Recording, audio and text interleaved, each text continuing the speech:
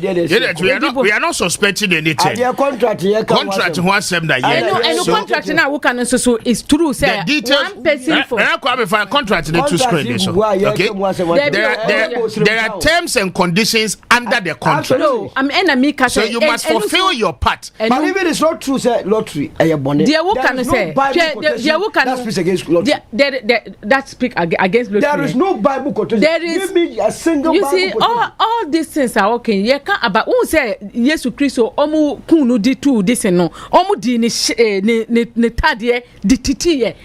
Abusunya yebo bibi akwaba emfa Bremede TV and platform we eso Janet Nabla ebegu MPP in opposition.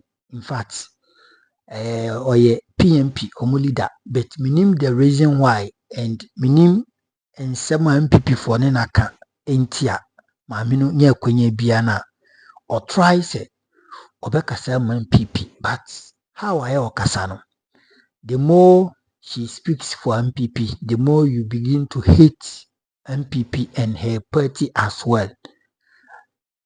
Oni Solomon Owusu, Director of Communications, Edema United Party, UP Plus, na Obako Côllapsê ewo Mr. Speaker, the show so. Na wohwe nsema na oka na said na mami we AC eka nsem fa. You can attest to the fact say we need points. Hudi yanko hwe brother ekoba me analysis bia me de mema na mabisa questions bi so.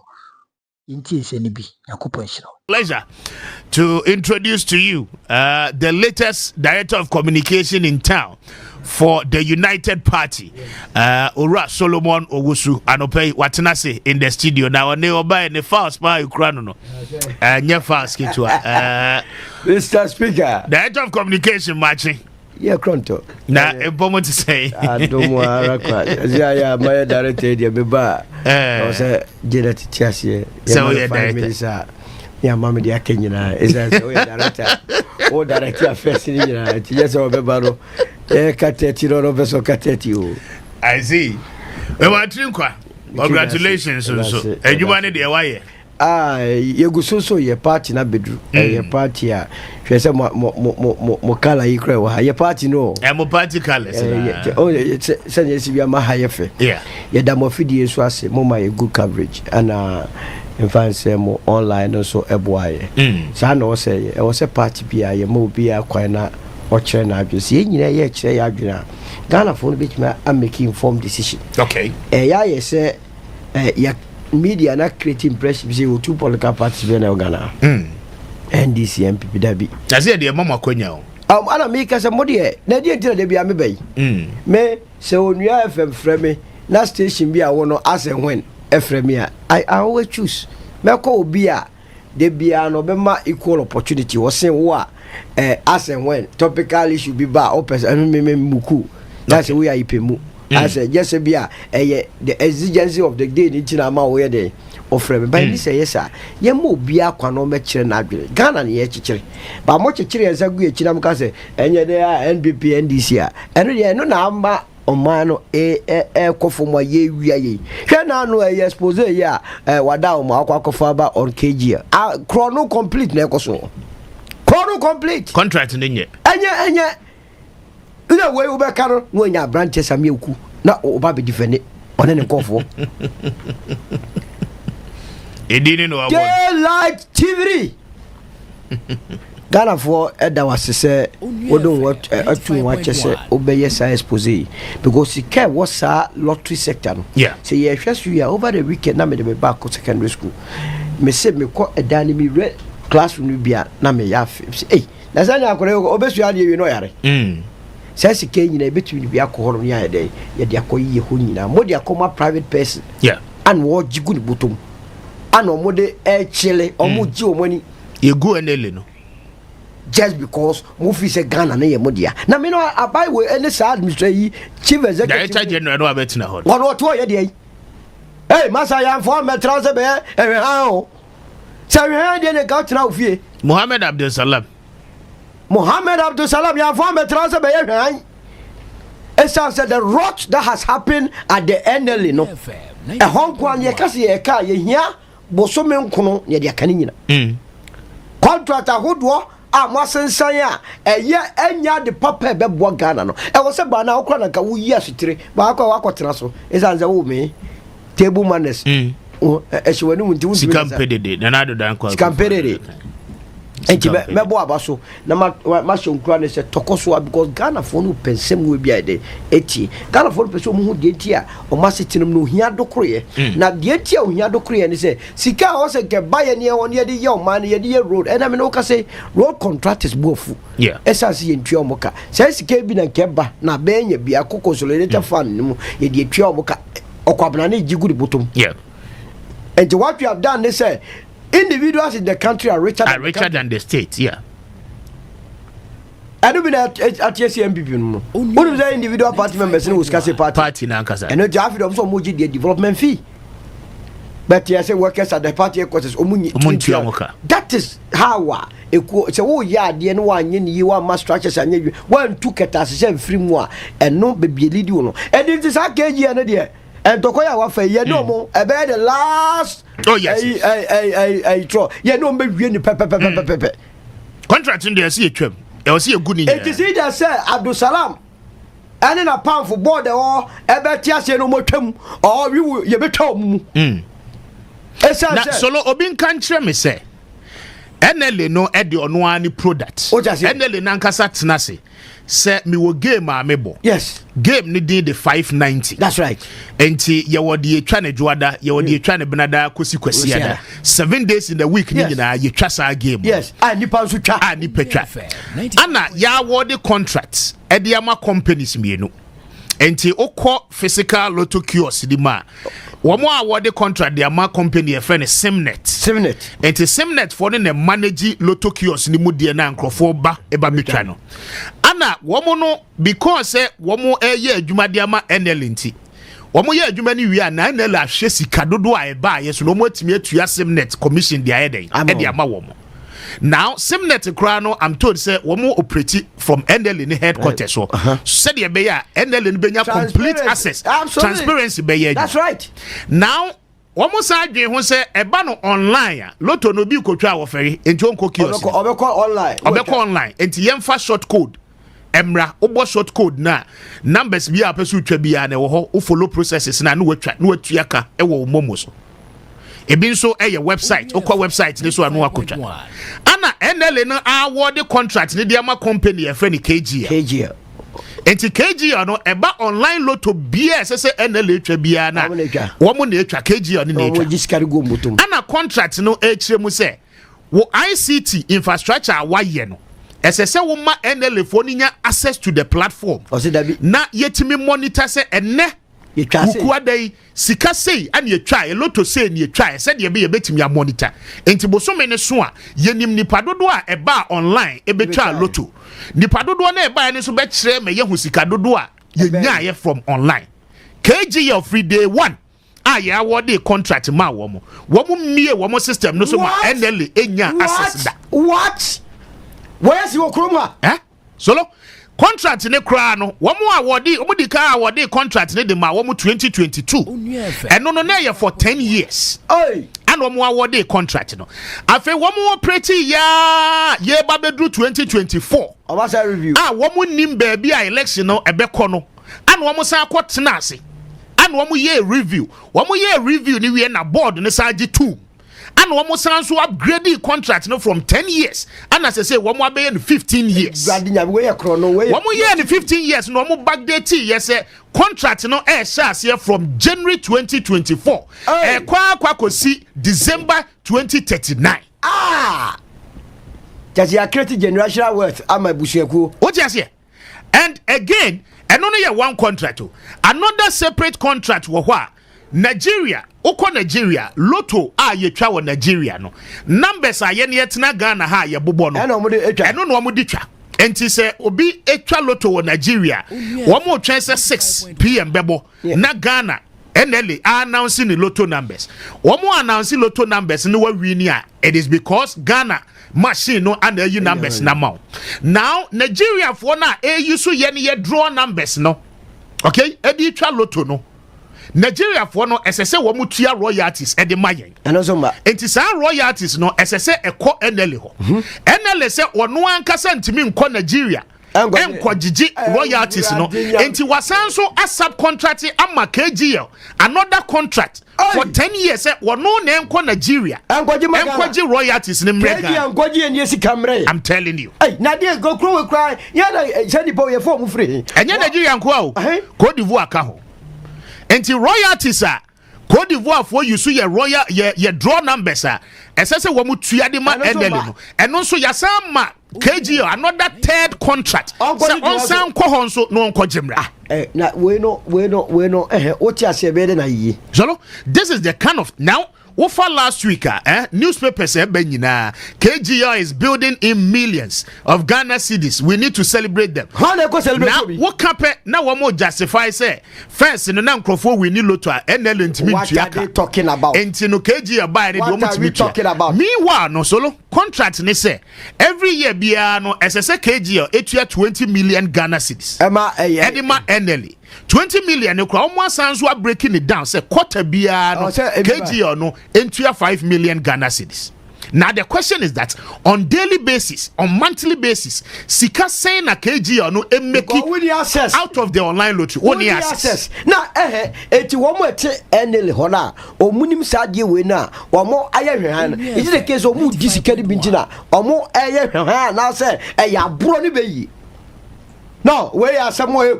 Interesting. No, now, in the coming days, no. Yes. No. Sa krono way, sa yentani way na mo mayabo. San semo na me pesa meti. KGL no also see obi o. Enti me ne o ka say KGL, from January 2024, yes, awarded contract maku 4 at the KGL. Wow, the audio kojo Nigeria. Yes, the audio kojo Ivory Coast. And mano a contract as a third party collaborator. You guys will be a third party collaborator where your industry player. Yes. One kasa as a company, where a private lotto operator. One to me designing the product. Wow. Editor lotto ni betinti. Te said the as I original pay all. Yes. Te said the alpha lottery for ye. KGL nankasa so bet me asa. I see. One person, one company. That's it. Your term NL any destiny in your market. That destiny will be reversed. No, to be reversed. And people are happy and they come online, they hype KGL as if say KGL no. Why be the mad discount? Mr. Speaker, I come my friend of Mundua. Once I am man be no oba hype man. It's so man be good crown on what did you mean? That is all they care. Among you know, say a crobia in piano lotteries generate enough money for the government. Now a banner their young and it's a lottery or Nasa wono and yo mobile say Sika was a bar a buy hono ya dear come up private individual no moji go bottom or no on your school or on your coin or on your hospital on your bibiana in their bottom that's a yo far. Then we have a very serious. I mean the question the question is that Sika here na KGL making tia and Crofotcha Lotonomu we need their KGL to that is the question. That's a legitimate question. Yes. And me the coming soon when say on what basis now what NL hono what you don't even have access to our platforms. One more server crowd one no more manage. What are they managing over there? Hey, Munya, very careful. They have to be very careful over there. One more year in one more sa award another contract at my different company. Say one more year in NL for any justification they say. One more ICT infrastructure, a bit me more online lottery. Sano Moka. Anna, one more sa award a different contract at a different company aside KGL. Say no kawamra make create IT infrastructure system. Over $9 million contract. One more 2 years, can be my company, no, and my company, no 6 months. So, one more build this our system, no, basically, I mean, no, because I solo, 1 more 2 years, come my company, the company, no, and deliver. Sputnik V, ABSBO. And in the coming days, may you use our contract, our contract details, may you look, and go for system, and you're busy. System busy. One more year, there's also another contractor. One say a management contractor. Managerial system. And from the HR department of NLE. Yes. So that across the country, NLE workers now will be on platform back one. nipa oye in charge of HR, corporate affairs, all the departments within the NLA be waso. Na ya award the contract 5 million Ghana cedis. E dia ma another company o. Ono so gi sika no mufa no. Wanya adwuma. Wajai. Na company se cross say so ko hwe background so be he no mo ade che. Omo sa de mama mo we inside trading. Wey, e dey coming dey see onua FB ye de eh interesting na. Janet atenase a che. O dey man nka bi na no. Wo ka wi a o dey ada obe kasa se mo bi afra me bra ha. Ahomache kro a me metia. Now we are my documents now we are going to chase them. It is either they chase us or we chase them. But I've never seen any country one more area or minor ever city. We will overpower them. My first then be my gentleman. I don't pay Roma and Abuay and Pacho. One more numbers no 0598 405674 0598 405674. Na gentleman dear a bano enumu how a say who a how beer a wo home Pacho say a ne opesa pesa o ye whitening teeth whitening and now pesa o ye polishing for one more on 0598 405674. Na when a gentleman any komo opese ye show jewelries ewo osene esoa anope gentleman ebeye ni nyina no ede amount o gam challenges mpacho wutwitwi osia na wenumu efri moja anope one gentleman eni nkomo kumase obehu omo ewo Abrepo Junction Total Filling Station no echi na woni omo edi nkomo Techiman womo ewo eye off the Techiman Market Road Techiman Magazine obehu omo ewo ho Accra ha obehu omo ewo Nungwa anafe Atomic Dam Kofridia womo ewo the adjacent the Central Market ewo Kofridia Police Station no enchen hwa pe anope woni Gentleman Dental for any enkomo na womo ebeje wo sopa womo adaroma ana do pay one more aboye na luckiest mpacho game ye the season 3 no e dia ba eguso a e koso anope se ube win a lot of cash the obe nyina no e se obe dial *712# na what you see option 1 na what your special ticket wojia mpacho you stand the chance of winning a lot of cash enti adope fa ho hyemu bi option 2 no e se obe call luckiestafrica.com na wa click on community ticketing na afi watimi ajo special ticket pacho draw no e baso in December you stand a chance say obetimi e winning a lot of cash na share so say sika bia wo de share luckiest game yemo no pacho ye boho e de mapa enti afi you stand a chance of winning a lot of cash and pay luckiest say yan kancho say be lucky everywhere you are we any akwanya ba ko a wo nso e de aba wo befa so enya sika e de show ho and pay fa ho hyemu bi na e beboa wo ye pa *712# and now luckiestafrica.com na wetime ajo special ticket wo moda roma ana no pay wo mo aso ye asene ma ye de ensempa dwumade ne nkomode nyina no e de ebro ma Janet ache na me ma na kwaba Janet ma ache mba so me jesu na bibia boko de oh Yesu dimo bibia boko Onuefe the years of Bami oh Yesu dimo ano de ombua obo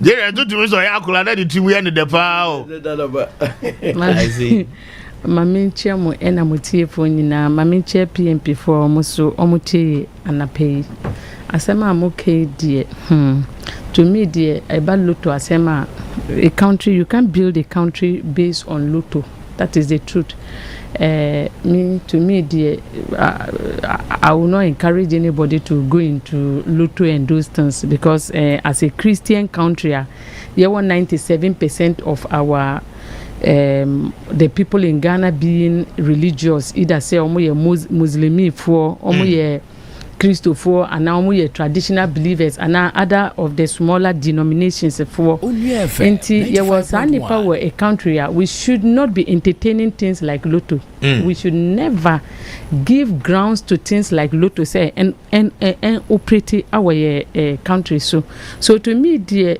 obi ko fa lotto sika na operation of lemu nyina mu ye bako because in the presence of onyankopon mu nyina ye bako lotto is not something that we should encourage as a country so to me dear National Lotto Authority no PNP government the first thing we will do is to collapse it completely. All betting companies will be collapsed in this country. You will not depend on Lotto for survival as a country. No youth will get up and say onye juma na osori akwatena this in a Lotto kiosk so say or work Lotto numbers ababedi. That opportunity will not be given. No, Jamie, say who need Juma Bia, Debbie. Say who need Juma Bia a lot on tia, making sure some be creative. Who say northern region, you were a lot of vast lander. Ye pese ye new Dwane na in this in. O more Juma ye. Obi o Choloto Bia, one near Juma Bia, ye Dimubeko Honomo, Amamako ye Juma Dene, Ame Dwania Ba, Musumubenya Mubibi, na a chen Lotto say, Ube di Lotto. 1 year na wako diba akope na wo disa Lotto nichi eno this no omo friend is saying crampo addictive no yeah, it's addictive.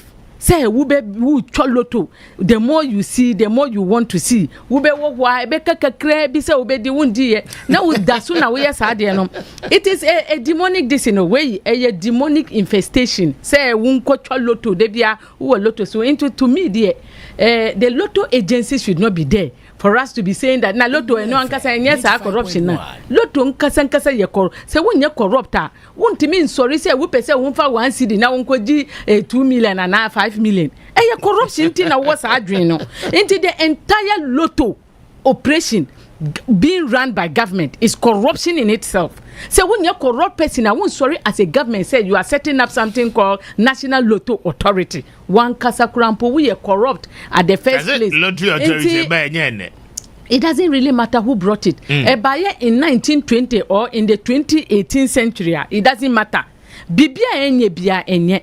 So as a country, we shouldn't even depend on law, neither to think of the toe. So all what me I'm saying is that, and then when you were discussing, I realized that apart from the contracts that they awarded to people that they did not execute it, the other corruption we've not yet seen it. It's just that there was no transparency. Yeah. How to be able to work to uncover say bibi wo hwa enye enu de yenye. So miti say so local say and the magnitude of the corruption, they are corrupt. No one is corrupt here apart from those who have taken the money to execute work. That say omu nye no. Omu na ye sisi a omu case no de ye betima de akokot. Ye betima ye bibia fa so. But the can say obi operating website or ma omu opportunity to also be able, which is not good anyway. Want to me operating without giving them the NLA the opportunity to know the way your operations are being done. Want to me yes no enu de debut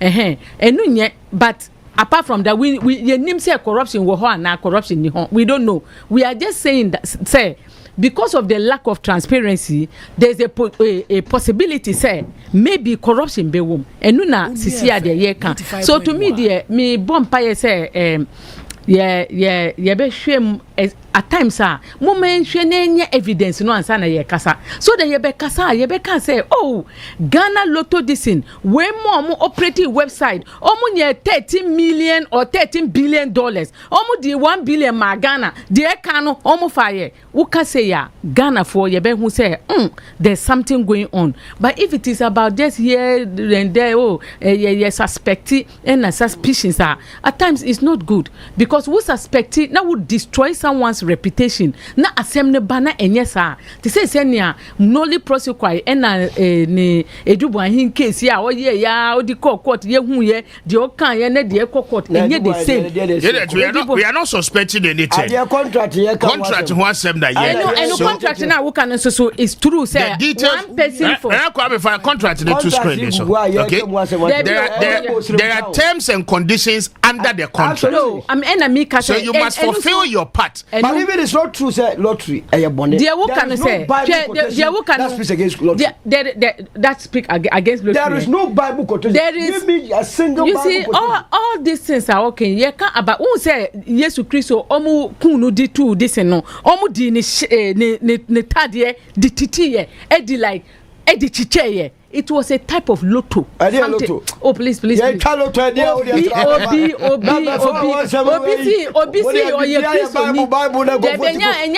Obi, see, oye Christo ni ana Muslimi ni ana oye traditional believer na otoloto a nipa kuno enye ni kurese nipa kuno oye religious. Who ye religious akoye dwumadini na je nye osika. But who can biblia ino so ye important about yen kwala mo a omko SHS and at the buildings. Obemba ntimi nye sa adwuma we. Something na me see. The time has come say Ghana shift your attention from giving your presidency to men.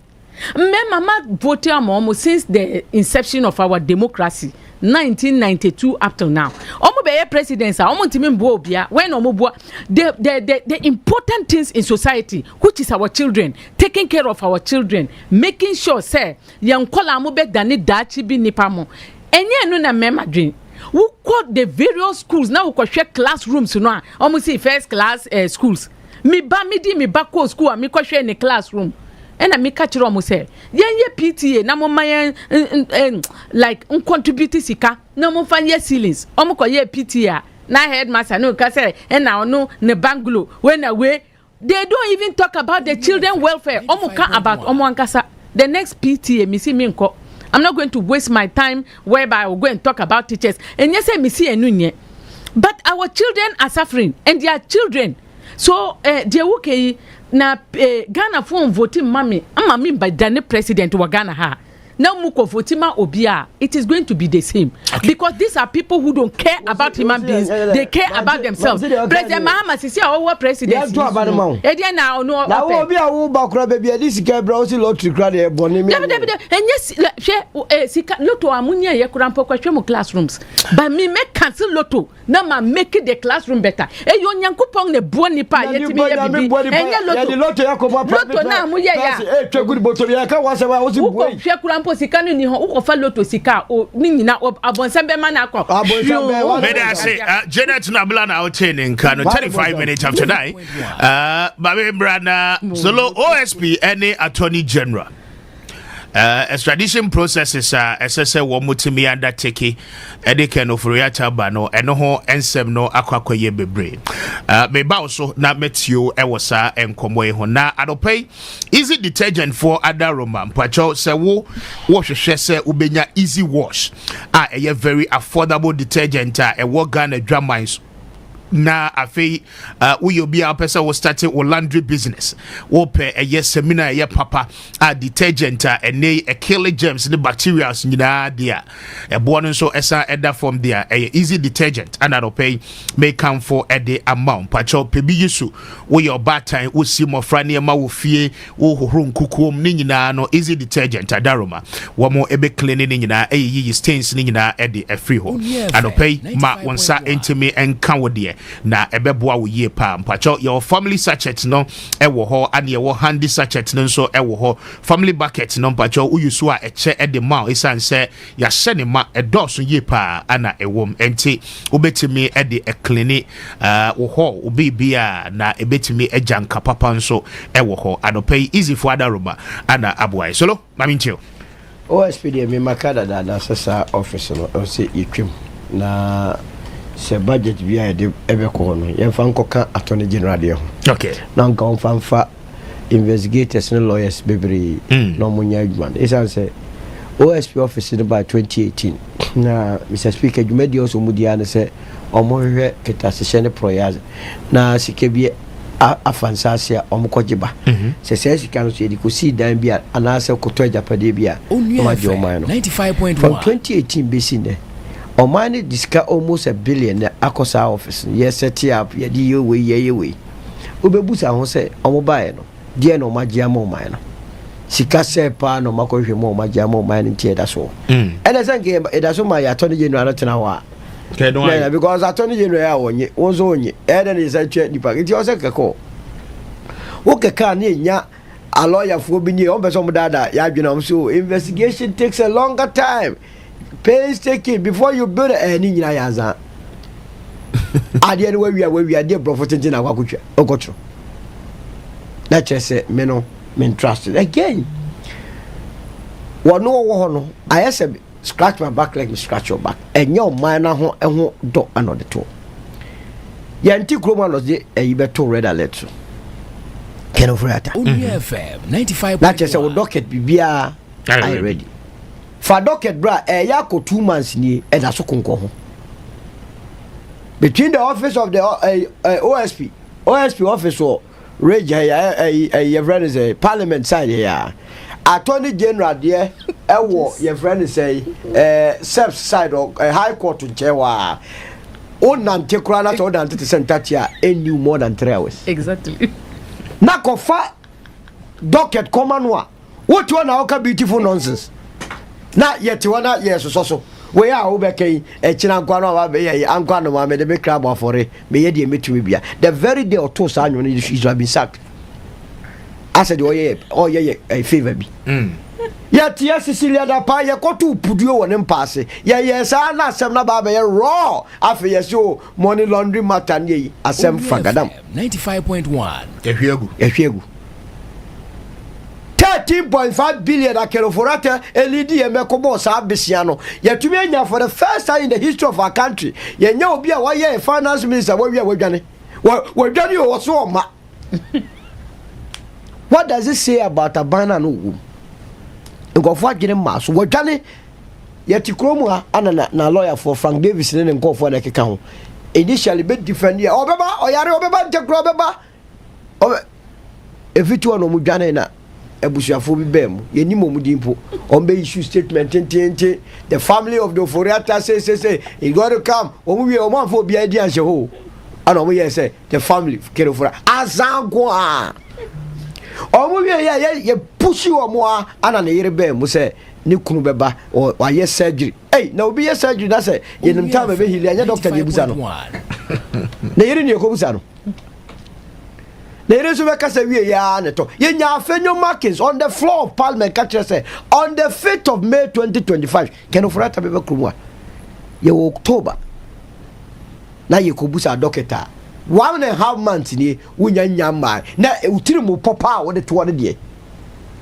National Cathedral sem yen kanwe PDS yen kanwe SM yen kanwe ECG na matese ye say Attorney General so ba be expose rumble in the jungle say corruption kese and kura de business speaker so tia one hwe ya be judgment ne ye one hwe ya be for arms a chase nipa billions better ne ma no ende de o mafusunsu de eno ti me makacha ba yi say mo de mo tra na ma de ma diplomacy where he's not taking you anywhere or any more I said that the case is be court and about Mustafa Hamid the free 280 million 291 a crocodile the John or beso so honsa konongo kaya enkosia ga betu ani no na call the next election Ghana Samson no you did show the show after the no be a refi let's kind of show mo no mo be catch e masse no mo na on papa no na smart na nkwada ne bre ene emayiwa ne branch wie school Mr. Speaker say no musi bi bre no o so phone na cha unya betina radio ni TV amo madam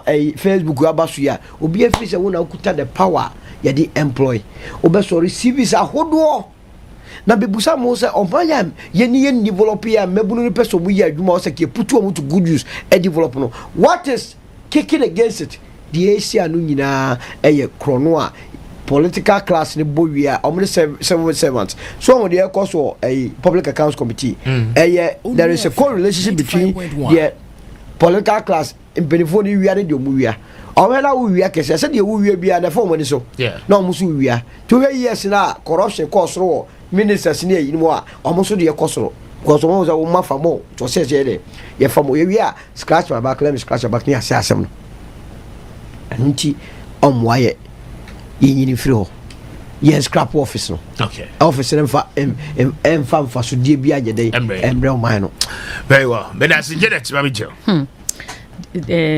me supported the Solomon Okano because eba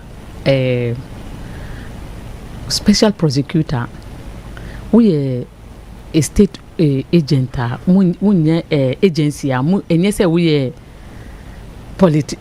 politician and so we here with Juma to say we a politician you are doing your things to please politicians 95.1 almost say NDC buy ye pe ena onisami almost sorry ye they show almost to this in normal way, normal way.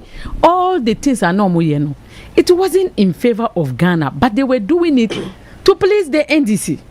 Now the NDC said they are no more interested in you pleasing them. You a problem, and I'm so happy about it. Very, very happy because Anka Attorney General here. Correct person or ye ni juma to say senior a state institution SSA and ye ni juma without partiality or ye impartial or need any partiality towards this in anyone or no ye ni juma send ni juma SSA and ye bia anka obia any problem with Attorney General this in special prosecutor but the special prosecutor or ye ni juma to say or ye like a member of the NDC aba mami ye na omo making sure say omo terminate me appointment and that is the reason why senior Ghana T80 because me person me no bia ni pakuru no odo ne juma to the extent say obeye bibia protected juma no me person me no nye juma PMP government ba na ye hu say ye foul na de bia wo sorry you are speaking in favor of government you are always even government the enye papa no wo beka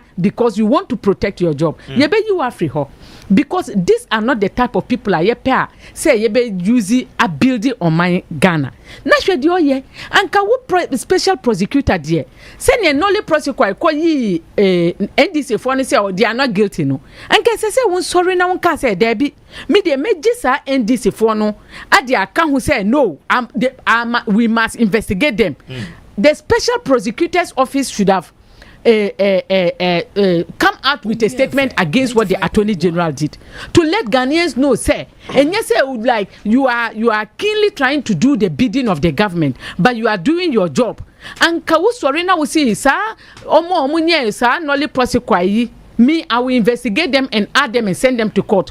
It cannot be done. As a special prosecutor, I won't follow NDC MPP for na ma jai NDC for me yes adie no. Anka we ya Ghana for beka say sa special prosecutor we oye ni juma but that wasn't what we were seeing. The nation say oh sorry who say MPP NDC are buying into power now was sorry now oye bibia just to please the NDC. Sisia NDC for say they don't want you to please them anymore. Hand over their work to them so that their Attorney General aka nolly prosecutor obey your mujuma amomu inti onfa this in krata ni na nkoma this in Attorney General to me there ye can about two institutions are ye can about propaganda na ka about omo PhD in propaganda Attorney General and a special prosecutor omo me anyway nina they are like that they are exposing people come and see the billions obeka no obeba beka ube hunu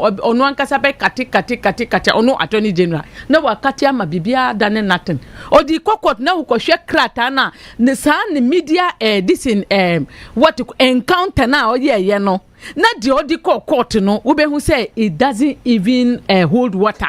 So to me dear Attorney General can say me di bibi ba watch wait for me blah blah blah don't raise any tempest oba now see obi a thief don't worry yourself wait until you see the docket that is going to court. That's the one that you should be following. Say on fa docket and back now or the press conferences are this no na or can about the nolly prosecutor asem na mpacho obi anye kom no mo hwe no. Ye pe docket to court ye mpesa media encounter na obeba be kan asem back na court there ya asem back. So media I'm not even going to waste my time in watching him in the this in hey me want me precious time me mfa nko watch propaganda eno de me. Very well me da say but me try me honya boa for LGBTQ bill no be say and so and go through the process solo mami tio wo ho na memra generation na fancy LGBTQ de me kwa de mentia se afene ye sa ko hayo se ba ko ne de ko to ore ku fo ado table no so eda so afo almost a year one san ya wakotene fie se emema ne mema enware mane ma nware emfa wo ho eno an se musa ko amende mo rules of engagement of parliament na kasa ne nko ani be sana me boa enti dia ne yakwa ko reintroduce bio sa be jimre sometimes I say ma amemu no simple you can amend your rules of engagement say parliament of old need to be able to move you could do a signature. What is wrong with signing it? ye nyina dodo na agitum say saa de ye chiwade in fact America for ye agitum Ethiopia no there are more states omonye LGBTQ entum esen the omogitum to the sense omukra no so society ye liberal no wo yes saa de bia onam kroma etumi board de they don't want to associate with you so tiase na omo say ye vulnerable ye ne de ye so bibi ye so mu to the stream to omo de ba na aba be share se kra omo system no more a safety mechanisms omo to be protected omo entigimie no do so kra no a they are able to protect ye ever safety mechanism bi anye dey enim ye ma ya wo omo tisimu already ohia na nkasa dokure ti se papa no ene maame no ehwe ne ma no omo ni sika no he ma na so konya broni pete bi na oba kromu na so di sika be dada oba se me be se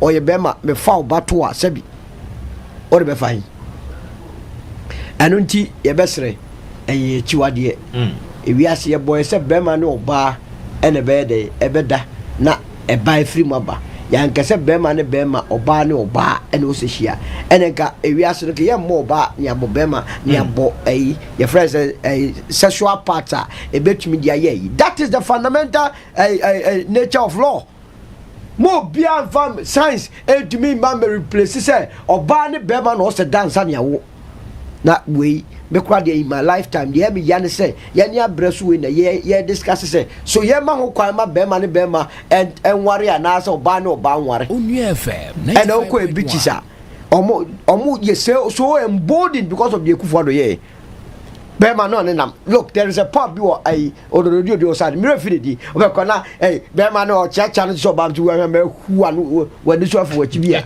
o chacha na akono bia no ta ask yourself say di akono pa na wo sa yes your friend say sa mema ni na yes so abra call the last parliament the last year or put it to voting. As many as are in favor say yes, all of them yes. As many as are not in favor say no. Obia can because when say what kabe to say yes. I kabe when this was him. Etinya ye so your culture no must remain our culture. Okay. That's our culture where they papa. Mema no fam man fam mema no omo waro omo na omo na kronun ko nanim. No munya sansem huno. Janet. I support solo kaya ne nyina me support no because it is not normal say ube wo ho a we obema wo pe wo colleague obema ana we oba wo pe wo colleague oba we eye musuo kakraka bi ena enuso like you are there's something wrong with you. You are not a normal person in the spiritual realms, and you must look for this in spiritual help. To me, dear, so it's not normal. I don't understand the reason why President Nana Addo did not sign it. I just did not. And you see, the repercussions and the consequences was seen at what happened in the 2024 elections. Because he didn't sign it, he wasn't fighting against human beings. He was fighting against God himself. Because God created a man and a woman. And then the party did that. And as a result, God slapped them so much that they were abysmally... Look at the performance. The performance should tell President Mahama and the NDC, say, they should be in a hurry to sign it. Because this one, it is not even Ghanaians. God himself will make sure that the punishment that is going to come to those who accept such a thing, you are accepting it for what? Now, US for normal pressure gumuso during the Democrats are normal ruling. Share the Democrats' performance in US. God has disgraced the Democrats in US. Or more man who say, or you're more powerful than any other thing. Democrats, any LGBTQ loving. She send you Yankupong go muniasi our this in what you call US and obegu NPP niasi because President Nana Addo see one sign this this in LGBTQ way no obia huye inti MDC for the very easiest way to get out of power and be disgraced is to not sign that thing even in a hurry before we get to the 2024 elections. So wait there, some judge and what you call Team Fojo, kudos, because I'm George. He has been so consistent in this thing, and I supported him before. I'm supporting him again. Kudos. Me jidi say Parliament. Omobeye intentem. I'm a bill now passing into a law. We are not here to criticize or to harm those who are having genuine problems. Me ti say Solomon Kasa. She obimu wo ho omu no owoki ti say oba oye bibia ti say oba. Such people, I sympathize with them, and we should have a way to be able to train them so that they will become normal decent persons. But the bill must be passed into a law to make sure that it deters those who intentionally go into it from doing that. Very well, Janet and Solo, Mame, and I must say. Yes, so me did ye pass it. What ye conversation ye na one kasa when who said ye and yama isiko. Anyway,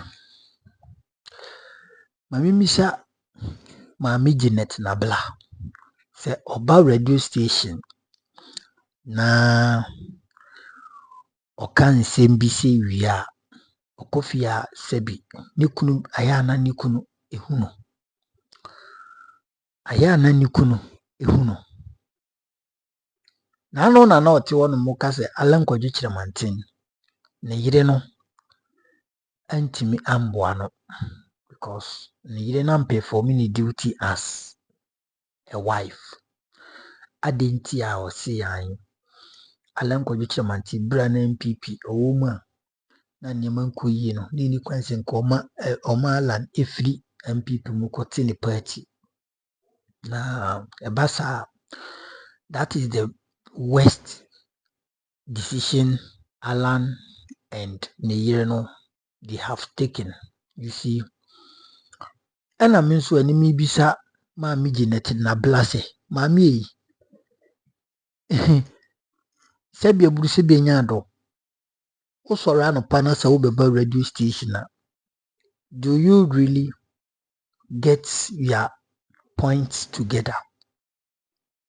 Do you get your points before you come? Do you get your points before you come?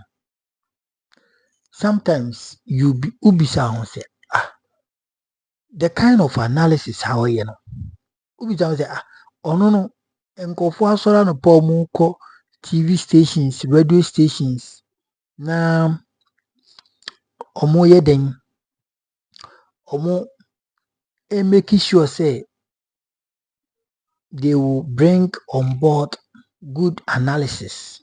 They will bring on board make a very good point, submissions, aya na ono no owahifa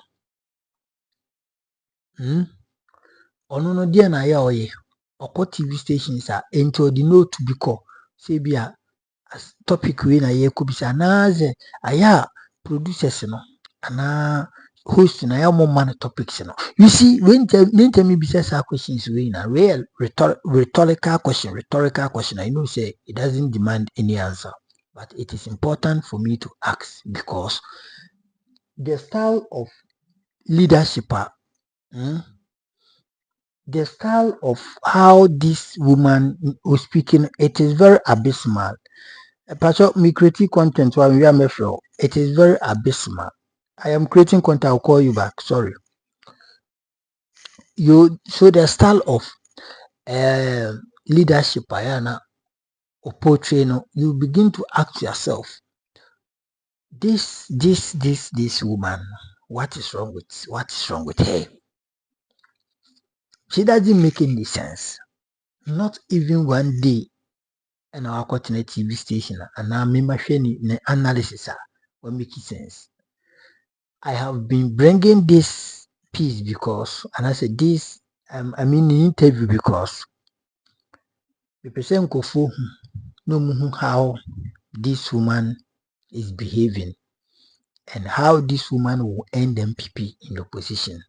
Trust me, say Dr. Alhaji Bawumia, any MPP for, I'm making sure that this woman will stop communicating for them. By the time they will realize na 37 and na 38 na already no they think say they have our mo pe 9 pe aka 9 pe aka 9 pe pa aka 9 pe ohun sa nyon no omo pe dia soso no na 37 ni mo mayira na chese akoka 37 na chese 9 pe no mo. Do you get my analysis? Simply they should ban this woman from speaking for them as a communicator for either MPP or PMP or whoever. Say ni PMP no yi any free hono na di be share na ye NPP a last no be yes ye logic no na me see bit me yes ebia ye PMP no say any pinini any no any na ko share pinam ye no ntam entu yi any ni free hono na o dia be share ye pinini na chi na be NPP ebias mum esa mum basa anya sa mum die na die medwen die se die woman we de bi oti radio so na asem bi efo MPP ho asom e wo soro na then I am afraid for MPP enya wo because and the kind of people omo communicate the MPP no majority of them omo nsua de and omo sua nso a they will come and still what be hypocrite. Omusua de na they will still come and be hypocrites. And it is sad. It is really sad. It is really sad. Ayara hosem. Enti Janet Nabla. Mami, o contribution to the MPP no. It is not enough. It is never and ever enough. Enko baby, you need to what? Refresh yourself and you need to learn as a politician. Me kura mega meti ha minye politician na be channel isi di bia me di omo ho nsem any me be me key analysis no. You see, yesua de pa we learn. Sometimes news be ba so tenase na o tenase na o digest na o read na o tie mu ye, especially the English speaking channels and I say TV stations now. Also tie mu ye o tenase brofo bi so o tenase na o hwe mu ye before say o be publish it because o be kan sema fa obi hu in public na o nim de wo kan. It will bring your platform down. So the whole politician o see what party o continue TV so and some akabiano it doesn't make any sense. And some akabiano it doesn't hold any water. Are you misinforming Ghanaians or you just want to do propaganda and get your way? You just want to do propaganda and get your way. Who is that Janet Nabla? Last time I sent a warning to her. So she na John Mahamo kana sema wa make facts. He should bring facts. He shouldn't insinuate and I say wait na baby now yeah like kasa without evidence, without giving out even single evidence. Then what do you mean? What do you want to tell people of Ghana? And if you think so, your political party leader, nah, me criticize ya. You have to get an evidence. You have to, criticize constructively. You will criticize constructively. But I've watched this woman on several occasions. Who say ne kasaye and then you see, I wonder why say for still they entertain her. And maybe she has paid money because I am not sure this woman will sit on Unia TV without say own to Yesika no Unia for dashing with this style of communication. Even last time I was reading comments and people were saying if she continues to come on the show, they will not watch it. And Unia administrator and whoever still telling them that this woman is part of the communication. I mean the TV show. So I wonder why. Sometimes maybe someone say the kind of sikama mi wetu ya unia for ba so ebekasa this kind of give you out this kind of misinformation is very, very, very, very, very poor. It is poor. And ye na yet me who ne kasa ye ne ye the nemo ye biano. It says a lot. And no kwasem ne say Mami Janet Nabla. She needs to learn a lot in politics. And this she has a long way to go. And this year will be a long year for her. Because Okasa without showing any kind of evidence. Said you Solomon Owusu, Okasana were pinpointing, Okasana were you, Okasana were you. But where the noise so no dear see pine where we Chilawaji conversation the me when I was old because my no idea. I say oh go MPP in opposition, Miss Anna me home. Nakupo Ishla Makrapa by.